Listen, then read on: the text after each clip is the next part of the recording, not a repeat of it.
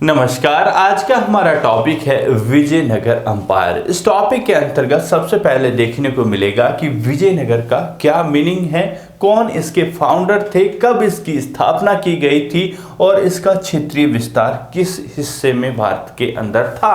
और साथ ही देखने को मिलेगा कि विजयनगर अंपायर के अंतर्गत कितनी डायनेस्टीज ने रूल किया था, कौन कौन इनके फाउंडर थे, इस पर भी चर्चा करेंगे। और साथ ही देखने को मिलेगा तुलुवा डायनेस्टी के सबसे पावरफुल शासक कृष्णदेवराय ने न केवल राजनीतिक विस्तार दिया साम्राज्य को, बल्कि आर्थिक रूप से मजबूती भी दी, उसको भी जानेंगे। साथ ही इनके द्वारा किए गए कार्यों की विवेचना करेंगे और साथ ही देखेंगे कि किंग्स एंड ट्रेडर्स की जब बात आएगी तो स्थानीय व्यापारी हो, चाहे अरबिक ट्रेडर्स हो या पुर्तगीज थे, इनके साथ विजयनगरा साम्राज्य के शासकों का कैसा रिलेशन था, इसको भी जानेंगे। और साथ ही साथ देखने को मिलेगा अमरनायका सिस्टम। आइए चलते हैं और विजयनगरा डायनेस्टी के बारे में जानते हैं। सबसे पहले हम विजयनगर का मीनिंग जान लेते हैं, जिसका मीनिंग होता है सिटी ऑफ विक्ट्री,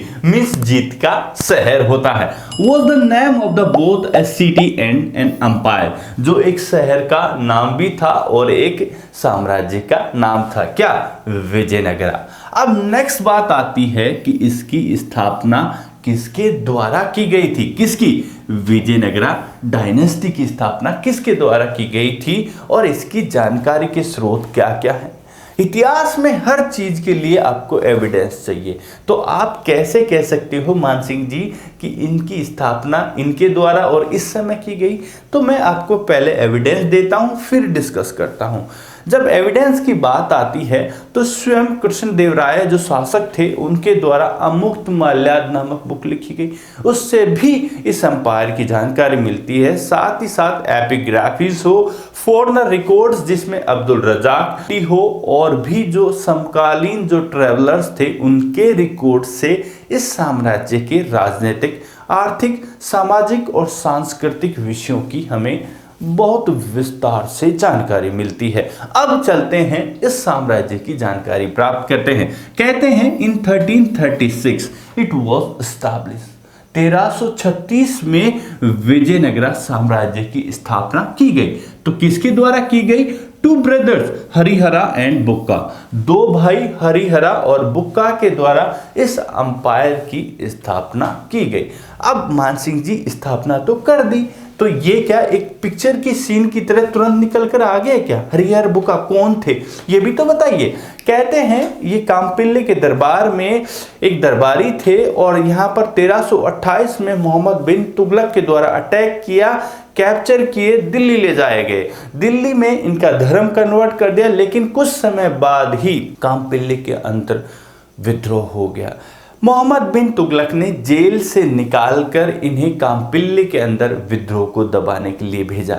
ये आए तो थे विद्रोह दबाने, लेकिन विद्रोह को न दबाकर ये श्रृंगेरी के मठाधीश द्वारा मुस्लिम धर्म से वापस हिंदू धर्म में कन्वर्ट कर दिया और इनके द्वारा यहाँ पर विजयनगरा डायनेस्टी की स्थापना कर दी गई, जिसे विजयनगरा जो वर्तमान में कर्नाटका स्टेट के अंतर्गत ये सिचुएटेड था। ये वाली बात यह क्लियर होती है।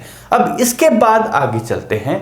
यहाँ पर देखने को मिलेगा कि इसके अंतर्गत 4 प्रमुख डायनेस्टीज आई, जिसको अभी हम आगे डिस्कस करने वाले हैं, जिसमें संगमा, सुलवा, तुलवा और अराबिडू प्रमुख फेमस डायनेस्टीज रहेगी।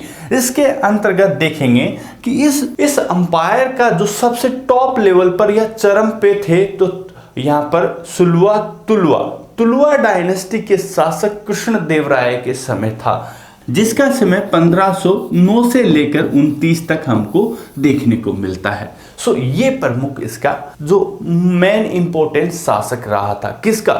इस विजयनगरा डायनेस्टी का, जिसने पूरे क्षेत्र के अंतर्गत इसने अपनी धाक जमा दी थी। किसने?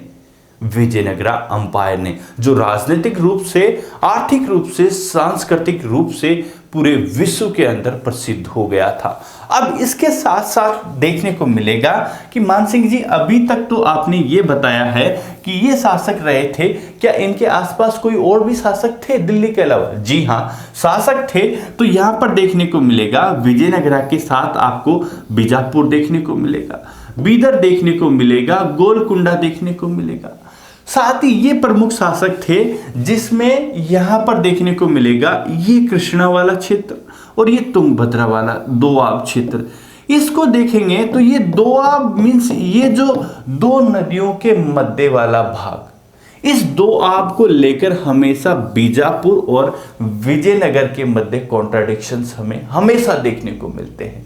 कहते हैं बीजापुर के अगर ऊपर जाकर देखें तो यहां पर मोहम्मद बिन तुगलक का अधिकार क्षेत्र है, तो इस वजह से बीजापुर के शासक ऊपर नहीं बढ़ सकते, तो बढ़ेंगे तो कहां? नीचे।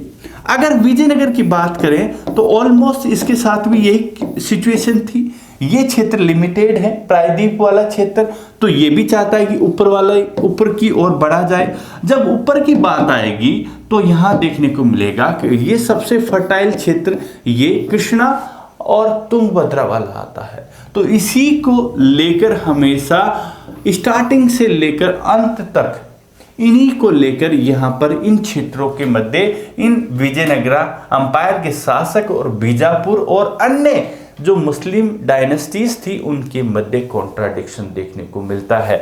और इसी के साथ इस अंपायर का अंत भी होता है इसी विवाद से, जिसके अंतर्गत देखने को मिलेगा इन 1565 the city was sacked and the subsequently deserted. कहते हैं यहां पर जो सदाशिव जो शासक थे किसकी? तुलुवा डायनेस्टी के, उनके प्रधानमंत्री थे कौन? राम राया। उनकी कुटिल चालों और कुनीतियों के कारण ये जितने भी बीजापुर, बीदर, गोलकुंडा के अलावा जितने भी जो शासक थे कंटेम्परेरी इस काल के, वो सब एकजुट हो जाते हैं और एकजुट होकर विजयनगरा के खिलाफ अटैक कर देते हैं। राम राया चाहता तो आपस में इन लोगों को लड़वाना चाह रहा था, लेकिन ये कुटिल चाल राम राय की समझ जाते हैं और उल्टे वो यूनाइट होकर विजयनगर पर अटैक कर देते हैं। विजयनगर पे जैसे ही अटैक होता है ये पूरा का पूरा क्षेत्र डेजर्ट में कन्वर्ट हो जाता है, पूरे अंपायर को तहस नहस कर देते हैं। तो इसी के साथ इस अंपायर का अंत यहां से तो हो जाता है, लेकिन इसके बाद इसके जो शासक थे यहाँ इस क्षेत्र चंद्रगिरी से आगे चलकर साम्राज्य को या इस अंपायर को आगे कंटिन्यू करते हैं, जिसे हम आराविडु डायनेस्टी के शासकों के रूप में देख सकते हैं। सो ये तो बात क्लियर होगी कि इसका अंत कैसे हुआ।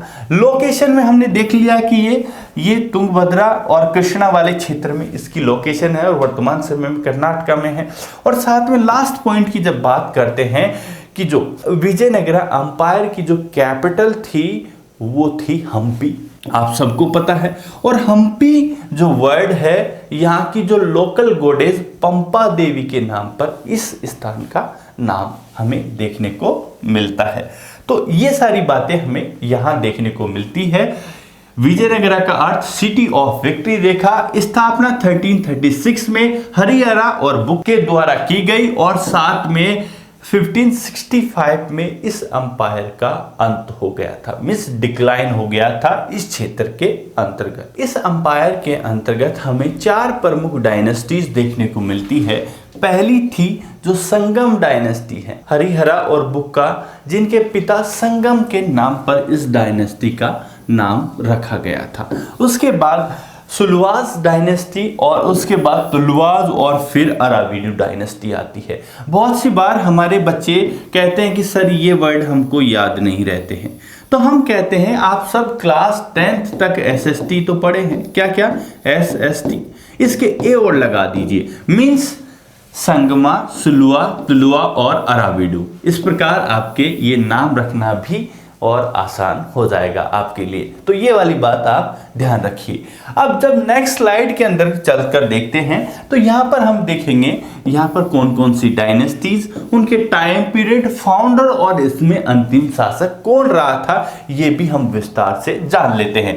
कहते हैं संगमा डायनेस्टी थी, इसकी स्थापना हरिहर और बुक्का के द्वारा की गई थी, जो अपने पिता के नाम पर यह शब्द इन्होंने रखा था, जो इसका इनके द्वारा 1336 में विजयनगरा की स्थापना की और 1400 85 में इसका अंत हो गया। तो फाउंडर तो हरिहरा थे और अंतिम जो शासक थे विरूपाक्षादित्य थे। इस किसके? संगमा डायनेस्टी के। जब इसके बाद विरूपाक्षा की हत्या कर दी जाती है और यहाँ जो सुलवा के नरसिम्हा इस क्षेत्र पर अपना अधिकार कर लेते हैं, ठीक है, तो ये एक नई डायनेस्टी निकल कर आती है जिसे हम सुलवा के नाम से जानते हैं। सुलवा का जब टाइम पीरियड जाकर देखते हैं तो 1485 से लेकर 1505 तक देखने को मिलता है। और जो इसके नरसिम्हा ये थे, ये इसके फाउंडर थे। किसके? इस डायनेस्टी के। और इसके अंतिम शासक हैं इम्माडी नरसिम्हा। इम्माडी नरसिम्हा सुलवा डायनेस्टी के अंतिम शासक देखने को मिलते हैं। अब सुलवा के बाद एक नई डायनेस्टी स्टैब्लिश होती है जिसे हम तुलवा डायनेस्टी के रूप में जानते हैं। इसका टाइम पीरियड 1505 से लेकर 1570 तक देखने को मिलता है और इसकी स्थापना वीर नरसिम्हादित्य के द्वारा की गई थी और इसके अंतिम शासक सदाशिव थे। कहने को देखने को मिलेगा कि इसी तुलवा डायनेस्टी के सबसे पावरफुल शासक कृष्णदेवराय थे और इसके अंतिम शासक सदाशिवराव सबसे कमजोर शासक साबित हुए, जिसकी अधिसत्ता या सत्ता का उपभोग केवल इनके प्रधानमंत्री राम राय के द्वारा किया गया। ये केवल स्टाम्प के या नाम मात्र के शासक थे। इसके बाद इनके अंत के बाद एक नई डायनेस्टी निकल आती है, उसे अराविडू के नाम से जानते हैं, जो 1570 से ऑनवर्ड थी, जिसमें तिरुमल और जो फाउंडर थे और अंतिम शासक राम थर्ड थे। इन बातों को हमको यहाँ पर ये बातें हमें यहाँ देखने को मिलती है और इस साम्राज्य का अंत देखने को मिलता है 7th सेंचुरी तक देखने को मिलता है। अभी तक हम संगमा डायनेस्टी और सुलवा डायनेस्टी देख चुके थे और अब आती है जो थी वो तुलवा डायनेस्टी। तुलवा डायनेस्टी के अंतर्गत चलकर देखते हैं तो अभी तक आपके एनसीईआरटी में 503 तक दे रखा है और यहाँ पर जब बाकी अदर्स बुक्स में देखते हैं तो 1505 आपको डेट मिलती है। तो 1505 में एक नई डायनेस्टी निकल कर आती है जिसे तुलवा डायनेस्टी के नाम से जानते हैं। इस डायनेस्टी के जो सबसे पावरफुल शासक थे वो थे कृष्णदेवराय। कृष्णदेवराय के द्वारा न केवल पॉलिटिकल एक्सपेंशन किया गया, साथ में एडमिनिस्ट्रेशन के अंतर्गत भी इन्होंने बहुत सारे सुधार किए, इकोनॉमी को सुदृढ़ किया, साथ ही साथ सोशली और कल्चरली बहुत ज़्यादा डेवलपमेंट इनके द्वारा किए गए थे। किसके द्वारा? कृष्णदेवराय के द्वारा, जिसको अभी चलते हैं और जानते हैं। कृष्णदेवराय's rule was characterized as expansion and consolidation। इन्होंने न केवल इस अंपायर का विस्तार किया, न केवल इस विजयनगरा का अंपायर का विस्तार किया बल्कि इकोनॉमिक रूप से भी मजबूती प्रदान की इस वाले बेल्ट को। ये वाली बात यहाँ पर देखने को मिलती है।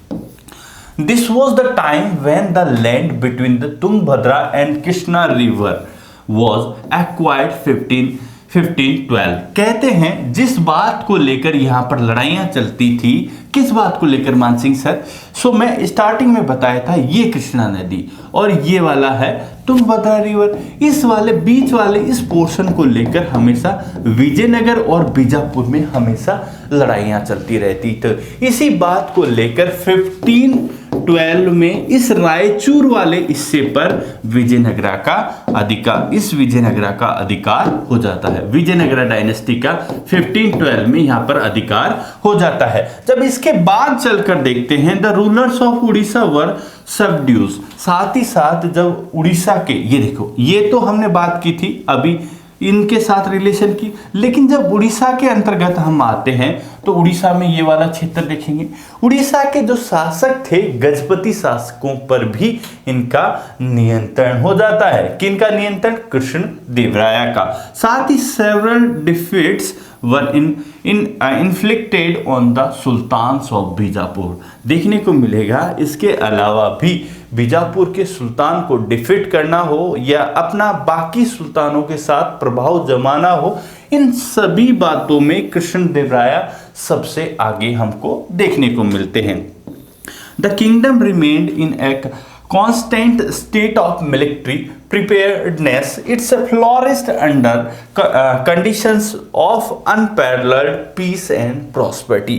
कहते हैं कृष्ण देव राय के समय में न केवल ये साम्राज्य फला फूला बल्कि इसका राजनीतिक विस्तार के साथ साथ इकोनॉमिक सुदृढ़ता भी हमें देखने को मिलती है।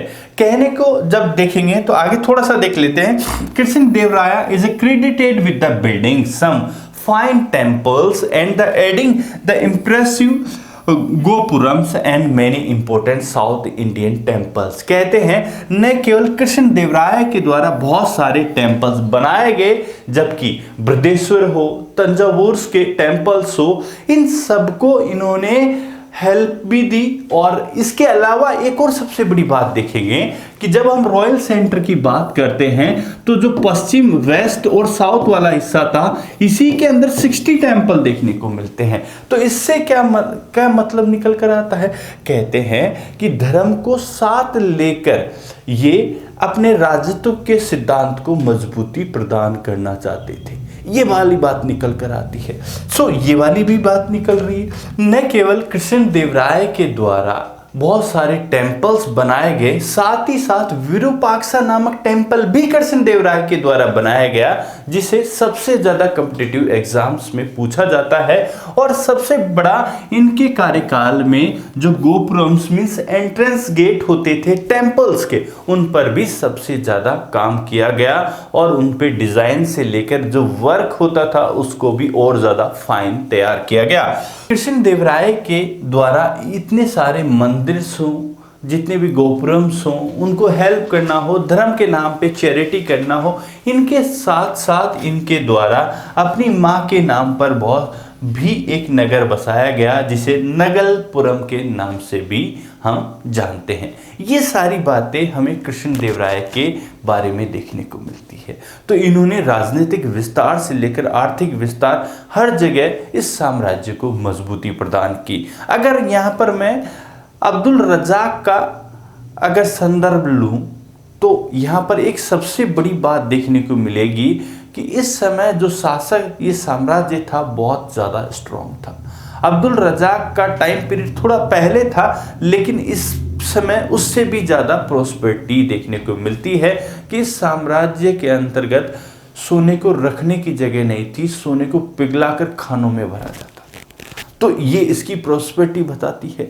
तो ये सारी चीज़ें हमें यहाँ पर देखने को मिलती है। अगर यहाँ के बाकी रिकॉर्ड्स को अगर देखें तो देखने को मिलेगा कि लोग इतने ज़्यादा प्रॉस्पर्स थे तो विदेशी सामानों की डिमांड करते हैं और विदेशी व्यापारीज को यहाँ पर आने, सपोर्ट करने और बहुत सारी चीज़ों में हेल्प करते थे ताकि यहाँ की इकोनॉमी ग्रो कर सके। ये अभी फ्री ट्रेड वाली बातें हों या फिर जो आप देखो आज एफडी वाला कॉन्सेप्ट आता है, फॉरेन डायरेक्ट इन्वेस्टमेंट, एफडीआई, उस चीज को ये उस समय भी कृष्ण देव राय अपने साम्राज्य में यूज करते थे ताकि विदेशी आएंगे और सामान एक्सपोर्ट इंपोर्ट होगा तो उससे जो टैक्स होगा उससे साम्राज्य के अंतर्गत समृद्धि निकल कर आएगी। तो ये वाली बातें भी हम कृष्ण देव राय के समय देखने को मिलती है और इसी टैक्स की बदौलत ये अपनी सीमाओं को भी स्ट्रॉन्ग कर पाते हैं और जितने भी जो शत्रु पक्ष था उसको उसी की नज़रों में गिरा पाते हैं। तो ये वाली बात हमें देखने को मिलती है। लेकिन आगे कुछ समय चलकर अब जब हम देखते हैं तो जो शासक है कि इनके जैसे ही 1529 के अंदर कृष्ण देव राय की मृत्यु होती है तो इनके आगे वाले जो शासक थे उतने मजबूत नहीं रहते हैं और यहाँ पर ये जो मिलिट्री चीफ्स हों या बाकी अदर्स हों वो केवल और केवल षड्यंत्र का गढ़ बनकर रह जाता है विजयनगरा।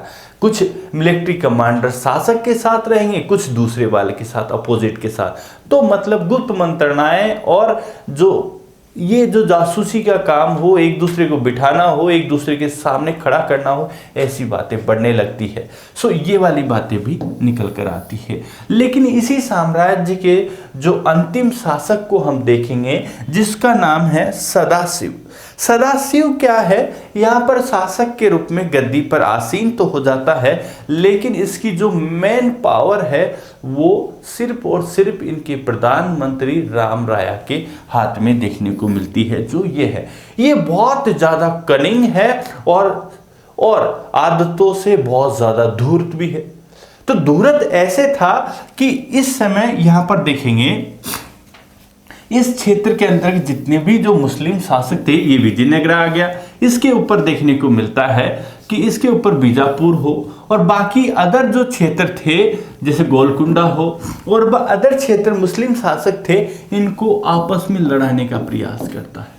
और इन शासकों को जब इस बात की भनक या इनकी मंत्रणाओं के और इनके द्वारा जो जासूसी की बातें पता चलती है, तो ये सारे यूनाइट हो जाते हैं, जिसमें अहमदनगर, बीजापुर, गोलकुंडा जैसे प्रमुख शासक मुस्लिम शासक व सुल्तान थे।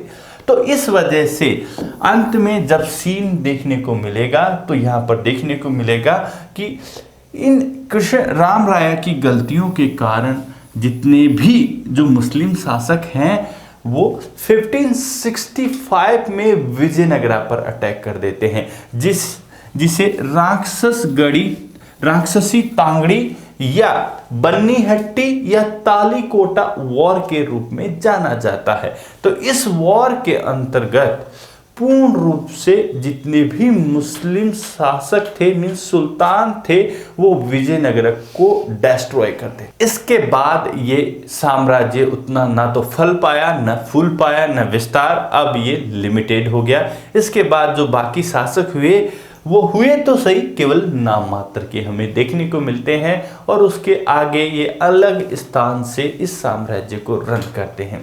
आगे देखेंगे, where is force were routed by the combined army of the Bijapur, Ahmednagar and Golconda. जो अभी हमने आपको बताया, ये जो कंबाइंड आर्मी है पूर्ण रूप से इस अंपायर को डिस्ट्रॉय कर देती है।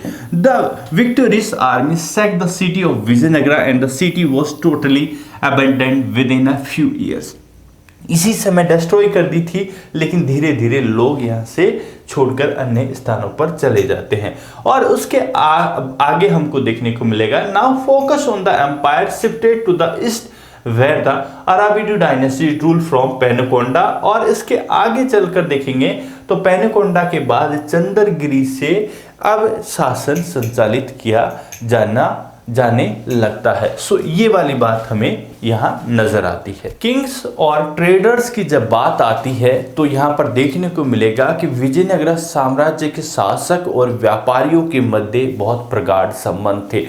विजयनगर के शासक इन व्यापारियों को तरह तरह की सहूलियत देना हो, इनके ठहरने से लेकर साजो सामान की व्यवस्था करना हो, सिक्योरिटी प्रदान करना हो, ये सारी फ्री ऑफ कॉस्ट या कुछ चंद शुल्क के साथ अवेलेबल करवाया करते थे। सो ये वाली बात देखेंगे और देखने को मिलेगा कि ये सारा का सारा काम विजयनगर के शासक इन व्यापारी के लिए कर रहे क्यों हैं।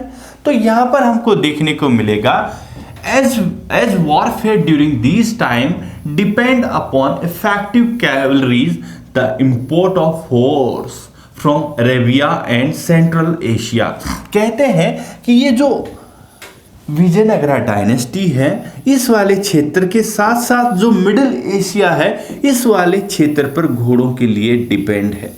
यहाँ पर हर साल इनकी आर्मी के लिए जो कैवलरी है उसके लिए घोड़े परचेज किए जाते हैं, और उसकी जो सप्लाई है वो यही व्यापारी किया करते थे, अरेबिक ट्रेडर्स, जिसके अंतर्गत देखने को मिलेगा was very important for rival kingdoms. कहते हैं इस मजबूत साम्राज्य की घुड़सवार सेना के लिए या इस साम्राज्य को मजबूती प्रदान करने के लिए हॉर्स बहुत जरूरी था, और वो हॉर्स का एक ही रास्ता था, यही व्यापारी इनको सप्लाई करते थे।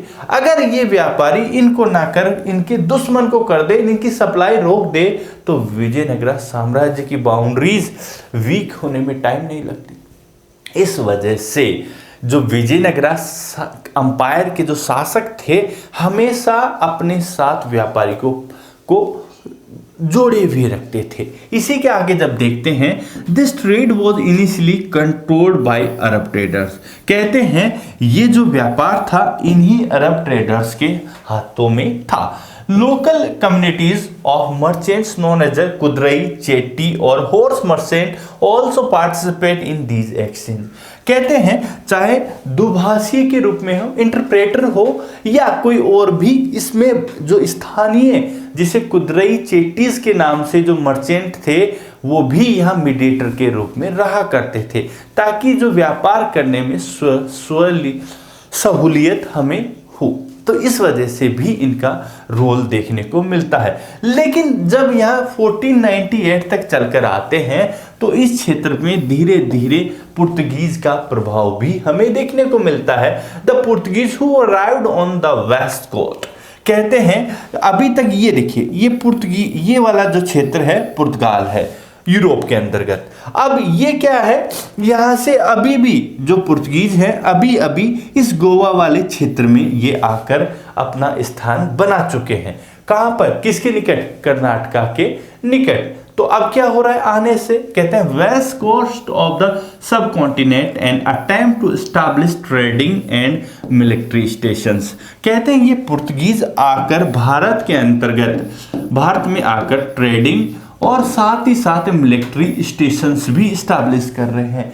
इस वजह से अभी जो राजनीति थी, इस समय की जो पॉलिटिक्स थी, अब उसका जो केंद्र था वो धीरे धीरे और उसकी जो दिशा और दशा दोनों परिवर्तित होने लग रही है। किनके आने से, पुर्तगीज के आने से। ऐसा क्यों हुआ तो वो देख लेते हैं। देयर सुपीरियर मिलिट्री टेक्नोलॉजी, कि इनके द्वारा जो इनकी मिलिट्री टेक्नोलॉजी थी जिसे हम गन के नाम से जानते हैं, specially use of the muskets and enabled from the became the important player in the tangles politics of the period. कहते हैं इनके द्वारा जो इनकी बंदूक थी वो और इनके द्वारा जो तोपें लाई गई वो सबसे बड़ा रोल अदा करती है इस समय इस दक्षिण भारत की राजनीति के अंतर्गत। इस वजह से अब धीरे धीरे विजयनगरा के साथ साथ इन पुर्तगीज व्यापारियों का प्रभाव भी देखने को मिलने लगता है। सो ये वाली चीजें हमें यहाँ पर देखने को मिलती है। अभी तक तो हमने देखा जो अरेबिक ट्रेडर्स को देखा, फिर उसके बाद पुर्तगीज को देखा। अब इसके साथ साथ जब हम चलकर देखते हैं तो यहाँ पर इस वाले जो विजयनगरा क्षेत्र के अंतर्गत लोकल ट्रेडर्स भी बहुत ज़्यादा इफेक्टिव थे, या वो भी इस क्षेत्र के अंतर्गत बहुत ज़्यादा मतलब प्रभावी थे, तो उनको भी देख लेते हैं। In fact Vijayanagara was also noted for its market dealing in spice, textiles and precious stones. कहते हैं विजयनगरा अंपायर के अंतर्गत सबसे ज़्यादा देखने को मिलेगा स्पाइस, मसाले। ये क्षेत्र सबसे ज़्यादा न केवल पुर्तगीज के लिए बल्कि अंग्रेज़ों के लिए भी सबसे ज़्यादा उपयोगी था कि यहाँ पर जो मसाले थे, स्पाइसेस थे, वो सबसे ज़्यादा अवेलेबल थे।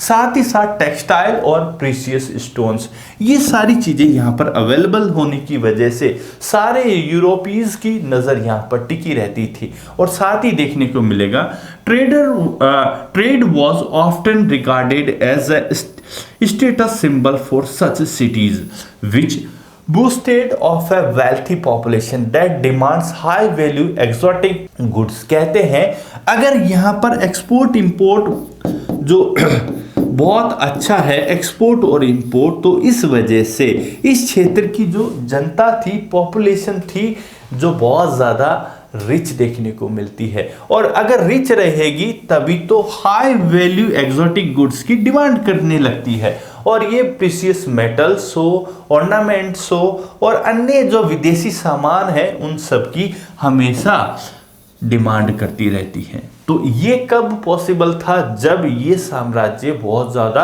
प्रॉस्पर हो। सो ये वाली बातें भी देखने को मिलती है। The revenue derived from the trade in the turn contributed significantly to the prosperity of the state. यहाँ पर देखने को मिलेगा इसी वजह से सबसे ज़्यादा विजयनगरा अंपायर को रेवेन्यू प्राप्त होता है या सबसे ज़्यादा रेवेन्यू जनरेट होता है। इसी वजह से यहाँ की जो प्रॉस्पेरिटी या अंपायर की प्रॉस्पेरिटी या सेना की मजबूती, राजनीतिक मजबूतीकरण हो या विस्तार हो, सभी यही रेवेन्यू था जो विजयनगरा अंपायर को मजबूती के साथ साथ राजनीतिक विस्तार को भी बढ़ावा दे रहा था। तो इस वजह से विजयनगरा अंपायर की लोकेशन ही इस ट्रेड को मजबूती प्रदान कर रही थी। तो ये वाली बातें हमें यहाँ पर देखने को मिलती है। और साथ ही साथ विजयनगरा अंपायर के शासक ये नहीं चाहते थे कि जो ये व्यापारी है बाकी अन्य शासकों से जाकर मिले। अगर मिलेंगे तो इनकी सप्लाई ठप हो जाएगी और व्यापार कम हो जाएगा। इस वजह से चाहे स्थानीय हो, चाहे अरबिक हो, चाहे पुर्तगीज हो, उनको हर तरह की सहूलियत प्रदान करते हैं। कौन? विजयनगरा के शासक। ये सारी बातें हमें यहाँ देखने को मिलती है। विजयनगरा अंपायर के अंतर्गत चलकर देखते हैं तो रायाज वर्ड, रायाज का अर्थ जब देखते हैं तो देखने को मिलेगा the rulers of Vijayanagara who called Rayas. कहते हैं विजयनगरा अंपायर के जो शासक थे वो रायाज के नाम से जाने जाते हैं। और जब नेक्स्ट वर्ड को चलकर देखते हैं तो ये है नायकाज। नायकाज का मतलब होता है आर्मी कमांडर्स। कहते हैं कि जितने भी विजयनगरा अंपायर के शासक थे उन्हीं के जो जितने भी आर्मी कमांडर्स थे वही नायकाज के नाम से भी जाने जाते हैं। नेक्स्ट वर्ड सुल्तान। कहते हैं जितने भी कंटेम्प्रेरी या उससे पहले के या बाद के जितने भी मुस्लिम शासक थे विजयनगरा के, वो सारे के सारे शासक सुल्तान के नाम से जाने जाते हैं। ये वाली बात हमें यहाँ देखने को मिलती है। उसके बाद में हम देखते हैं रायाज मतलब विजयनगरा साम्राज्य के शासक, और नायकाज का मतलब यहाँ पर देखने को मिलेगा, क्या देखने को मिलेगा? यहाँ पर देखने को मिलेगा नायकाज का मतलब है आर्मी कमांडर्स। देखते हैं among those who exercise power in the umpire were military chief. कहते हैं जो अंपायर इस विजयनगरा डायनेस्टी के अंतर्गत जो शक्तिशाली या शक्ति का उपभोग करने वाले ये मिलिट्री चीफ ही हुआ करते थे। इनका काम मोस्टली सीधा सीधा फोर्ट मीन्स किलों पर अपना नियंत्रण बनाना, साथ ही इनके समर्थन वाली आर्मी खड़ा करना हुआ करता था। साथ ही साथ देखने को मिलेगा कि ये जितने भी नायकाज या आर्मी चीफ्स एक स्थान से दूसरे स्थान पर मूव करते हैं, और वो किस लिए करते हैं? Many causes were accompanied by the peasants looking for fertile land on which to settle. कहते हैं किसानों को भी साथ लेकर ये एक स्थान से दूसरे स्थान पर जा रहे होते हैं और सर्च करते हैं कि कौन सी जमीन सबसे ज़्यादा फर्टाइल है ताकि वहाँ लोगों को इस्टेब्लिश कर सके और वहाँ खेती करके वहाँ से मतलब खेती करे, वहाँ से रेवेन्यू जनरेट कर सके। ये काम भी यहाँ नायकाज ही देख रहे हैं। आगे चलकर जब देखते हैं the chiefs were known as a nayakas and they usually spoke Telugu and Kannada. कहते हैं जो लोकल लैंग्वेज तेलुगु और कन्नड़ है इसी को आम बोलचाल की भाषा में नायकाज प्रयोग में लाते हैं। बहुत सी बार देखने को मिलता है कि जो आर्मी कमांडर्स ये नायकाज होते हैं, कभी कभी ये वैसे तो जो विजयनगरा शासक के प्रति स्वामी भक्ति रखते हैं लेकिन कभी कभी विद्रोह भी करते हैं। इनके विद्रोह को कंट्रोल करने के लिए यहाँ पर भी किसकी जरूरत रहती है? आर्मी या सैन्य शक्ति के द्वारा ही इनको कंट्रोल में रखा जाता है। किनको? नायकाज को। सो ये वाली बात हम यहाँ पर देखेंगे। अब इसके बाद आती है अमर नायकाज, a political system. The Amar Naika system was a major politic innovation. कहते हैं अमर नायका जो सिस्टम था विजयनगरा के अंतर्गत जो एक राजनीतिक इनोवेशन था of the Vijayanagara empire. It is likely that many features of this system were derived from iqta system.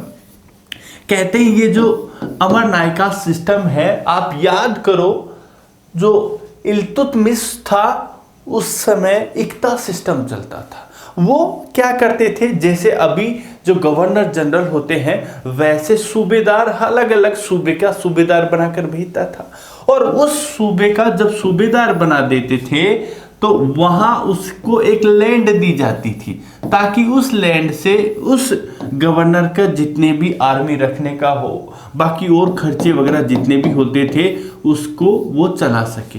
तो जो लैंड थी वो एकता सिस्टम के अंतर्गत ऐसा था कि it was not a heredity, it was a transferable means उस लैंड को अगर यहाँ का गवर्नर चेंज तो लैंड भी दूसरे को चेंज होती थी, क्योंकि वो केवल यहाँ पर इस सिस्टम को रन करने के लिए टैक्स फ्री लैंड दी जाती थी। यहाँ पर भी ऐसे ही होगा कि जितने भी ये जो अमर नायकाज होंगे कहाँ पर, विजयनगरा के अंदर, तो उनके रोल और उनके कामों को भी देख लेते हैं। उनको भी ऐसे ही लैंड दी जाएगी, जो लोकल रेवेन्यू होगा उसको वहाँ से कलेक्ट करेंगे और उससे अपने जो सिस्टम को रन करने की चीज़ें वो वहाँ से रेवेन्यू जनरेट करके अपने सिस्टम को रन करेंगे। पहले देख लेते हैं the Amar नायकाज were military commanders. यहाँ पर देखने को मिलेगा ये जो अमर नायका थे विजयनगरा के अंतर्गत, ये भी मिलिट्री कमांडर थे who were given territory to govern by the रायाज। कि जैसे मैंने अभी बताया कि रायाज मीन्स जो विजयनगरा के शासक थे, इनको एक क्षेत्र विशेष के अंतर्गत टेरिटरी देते थे, वहां पर ये गवर्न करते थे। सो आगे देखते हैं, दे कलेक्टेड टैक्स। ये अब गवर्न कर रहे हैं तो टैक्स भी कलेक्ट करेंगे, अदर ड्यूज भी कलेक्ट करेंगे। किन से? From peasant, craftspersons and craft, इसको क्राफ्ट पर्सन्स पढ़ें, craftspersons and traders in the area. कहते हैं इनके क्षेत्र के अंतर्गत जितने भी जो किसान हो, शिल्पकार हो, व्यापारी हो, उनसे ये टैक्स कलेक्ट करते थे। कौन? अमर नायकाज। इसके आगे देखेंगे, they retain part of the revenue for the personal use and the maintaining of the stipulated the contingent of horses and elephants. कहते हैं कि जो टैक्स कलेक्ट किया जाता था उसका कुछ हिस्सा ये अपने यूज के लिए ले लेते थे। मेंटेनिंग हो, चाहे एलिफेंट्स रखना हो, हॉर्स रखना हो, आर्मी को पेमेंट देना हो, इन सभी चीज़ों की जो मेंटेनेंस के लिए या पेमेंट के लिए भी ये यहाँ से जो टैक्स कलेक्ट किया जाता था उसी से हिस्सा ले लिया करते थे। जब आगे चलकर देखेंगे, these contingents provide the Vijayanagara king with effective fighting force with which they brought the entire southern peninsula under their control. कहते हैं जो टैक्स लेते थे उसी से ये आर्मी का भी गठन करते थे और वो आर्मी ये स्पेशली विजयनगरा शासक के लिए भी प्रोवाइड कराते थे और इसी वजह से जो विजयनगरा अंपायर था इस पूरे रीजन पर अपना कंट्रोल जमा पाता है इसी आर्मी की बदौलत। Some of the revenue was also used for the maintenance temples and irrigation work. कहते हैं जो ये वाला रेवेन्यू आया इसी से मंदिरों के अंदर दान देने की बात हो, मेंटेनेंस हो और साथ ही साथ इरिगेशन मींस सिंचाई के साधन जो किसानों के लिए आवश्यक होता है उन सब को भी डेवलप करने में भी काम लिया जाता था। किनके द्वारा? अमर नायकाज के द्वारा। तो ये देखने को मिलेगा कि विजयनगरा डायनेस्टी के अंतर्गत टैक्स कलेक्ट करने से लेकर सेफ्टी, सिक्योरिटी, आर्मी और वेलफेयर के काम करने में इनका सबसे बड़ा अहम योगदान हमको नजर आता है। किनका? अमर नायकाज का। ये वाली बात देखते हैं, king and Amar nayakas relation.